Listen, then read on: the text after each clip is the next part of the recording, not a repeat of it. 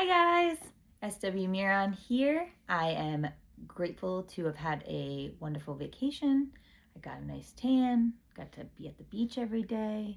We had really good weather. Like that, I feel like that has not happened on like the past like 5 vacations I went on where the weather just didn't cooperate. So we really lucked out. Um, and I will say, in total honesty, I did utilize literally every single strategy I talked about in the last video about ways to like reduce your anxiety, like when you're on vacation or when you're, with your like other family members and stuff that like aren't they're your family through like marriage or something. So like you just aren't as understood, I guess, that compared to like the way I feel when I'm around my own family. Um, but that's why these strategies are so important, right? Because why would you want to have to take a seat on the sidelines and not get to do things like go on like a fun family vacation when you're being invited to go, you know? So used all my strategies, never had any big like meltdown or I didn't really let my moods take over. And I do want to say, I think that part of that is that my medication regimen has completely changed. So let me just jump into this one. I was struggling for a while. Let me turn the clock back a little bit. So, the last med provider that I had previous to the one I have now, I thought for like a whole 7-year, 8-year period that we worked together, like once a month to talk about the medications I take, talk about the side effects, talk about how they impact me, all of that stuff, right? So I put my full trust in her because you should be able to put your full trust in your doctor. Like, if you can't, then I don't even know what you're doing, because, like, the side effects from some of these medications are no joke. I was on 14 different, like, mental health related drugs every single day of my life. And I started to notice a trend that, like, in the beginning of our relationship, like I really felt like she really genuinely cared for my well-being and that we were like a really good match together. I really thought that she was being, she's a highly intelligent woman. She knows so much about the medications, but it kind of crossed over because I'm a difficult case. I know I am. I'm not ashamed of that, but there are difficult cases, right? Like that's part of signing up to be a psychiatric nurse practitioner or a psychiatrist. Yeah. So long story short, one day, I want to say it was maybe like 3 months ago now, I was sitting at work and I had my hand on my mouse on like the desk and my arm kept doing this. Like, and it was completely out of my control. It was a very specific muscle area and it just kept going. And there were other parts of my body I would notice, like my hands were shaking so much more than they usually shake. And just like my anxiety as I'm feeling those negative side effects just like goes sky high. So it's like the problem even gets worse. I ended up in the ER because my provider, who I've trusted, right, and she put me on all 14 of those pills, and I'm thinking it seems like way too many pills, but who am I? I'm not a doctor. I don't know, right? You're trusting your doctor. Well, I went into the ER, and the doctor I saw there had a very serious conversation with me. She said, first of all, I'm kind of concerned about the meds you're taking. She diagnosed me with serotonin like poisoning or toxicity.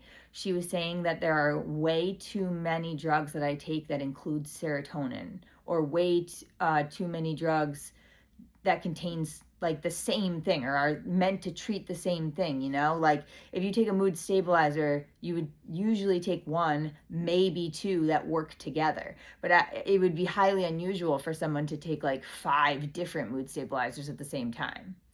So the doctor in the ER said to me, you need to immediately start weaning off of like she of the list of meds that I showed her, she circled all the ones that needed to go, because she's like, the only way that these kind of uncontrollable muscle movements and like hand tremors, the only way they're going to go away is if I get some of that, that substance out of my body. So yeah, I'm going to be very honest here, because that's all I ever am with you guys. So first of all, getting a new provider, not always the easiest thing to do, right? But I got one because I had to have one, and it's a ticking clock. Like, I knew the last appointment that I had with my previous provider, she knew, she got the notes from the ER. She knew damn well what happened to me. And like, when we talked about it, she acted like flabbergasted, like she couldn't believe, a doctor, and she was all mad too, because like the doctor was giving me a script for clonazepam to like help like along the way of like letting the like withdrawal from that like happen. But then she was all pissed because the doctor in the ER gave me a slightly higher dose than the dose she was giving me of the same substance. So I don't know if she felt like her toes were stepped on or what. But bitch poisoned me. Like, I literally was like vomiting, shaking, everything. The uncontrollable muscle movements were just wild, absolutely wild. So I called around, read some reviews, talked to my therapist. Therapists are great people to go to who can maybe steer you in the direction of a great provider. So yeah, I got in with this new psychiatry practice, and I've only met twice with my new provider, Denise, but she's awesome. She's a great human. You can totally tell, like, just with how she interacts with me. And what I noticed that's very different about my beginning relationship with Denise, it's still early on, so I'm not going to generalize and say like, oh yeah, she's going to totally take care of me and I'm never going to have something like this happen to me again. I'm going to try to just believe that and have like wishful thinking. I've had several med providers across my life, and many of them, it didn't work out. And I realize I'm a part of that problem, but like, I have mental illness. I am sick. I have certain like things going on in my head and the chemicals in my brain that like make it really hard for me to regulate my emotions. And so I knew I needed to start weaning, right? This is what I did. Do not do this. Do not do this. So I've weaned off of many medications in my life over the years of like 20 years of being medicated, right? There's lots of times I would need to like go up a dose or go down a dose, and all the pills that I was taking, I've become very familiar with across the 20 years that I've been taking medication for mental illness, because there's several of them that I've weaned off of successfully before, and I knew the doses that the previous provider recommended to take. Like, first it was like take 0.5 2 times a day instead of 3. Then after like a week, you could go to like a 0.25 and a 0.5. After another week, you do 0.25 0.25. The week after that, 0.25, and then it's weaned off, right? That is like, I happen to have, just from being on a million medications, I happen to have like a pretty significant stock of random different dosages of the same medication, right? So I knew which meds were the ones I needed to come off of. I also knew that in my drawer in my bathroom, I literally had every necessary dose, like going downward slowly, that one would need. I still will sit here and say to you, no matter what, I know I did the wrong thing, okay? Don't do that, because realistically, I mean, I got very lucky. I didn't have any negative things go on while I weaned myself, but that's like really, really lucky that happened, because it's just, it's a dance. But Yeah, so that was my bad experience with my provider who I thought I trusted and stuff. Um, I will say a couple things about medication that are, I think, worth pointing out. Medication is still one of the biggest and best tools in your arsenal to combat your mental illness. Now, I'm not saying like just the pill on its own or pills on their own, right? There's more that has to be processed, that like especially people who have gone through trauma and that's the reason they have mental illness. Like you need to be with a therapist or a professional in the field like that who can help you correctly like release that stuff from your brain, and then you can feel better. I would say it's so important when you're getting a provider. Don't just like call or don't just type in like, psychiatry practices near Clifton Park, New York. Like don't find them via Google or something, please.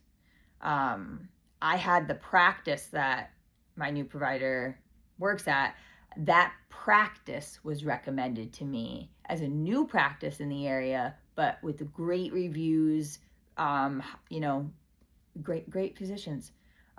So I lucked out for sure, but it's because now finally I have somebody who wants to work with me and not like inform me of what I will be taking, how much I'll be taking, and what the side effects are, right? Like it has to be a team effort if you're gonna ever come close to hitting the mark of getting the right cocktail of prescriptions. You should turn over full control to your med provider, or if you're like in crisis, for example, like in the hospital, like in Four Winds Psychiatric Hospital.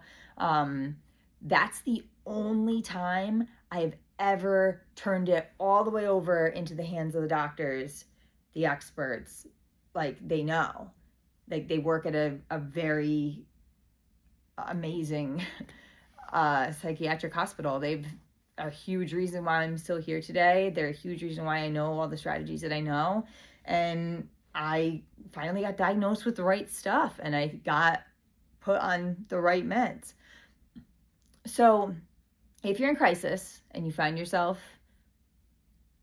needing some relief and you're thinking that you're going to get that via medication, if you're in crisis, I would say go to a psychiatric hospital. Or, I mean, I guess you could go to the ER if you really wanted to, but I've just found that like the levels of like compassion and empathy and patience and everything that goes with being a great nurse, mental health worker, doctor, all of these different, roles that exist on your unit in the hospital, right?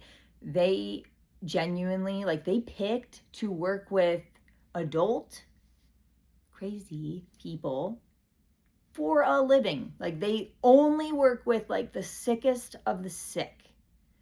So I put my faith in that doctor from the very first time I was ever there to the 6th visit that I left in 2025.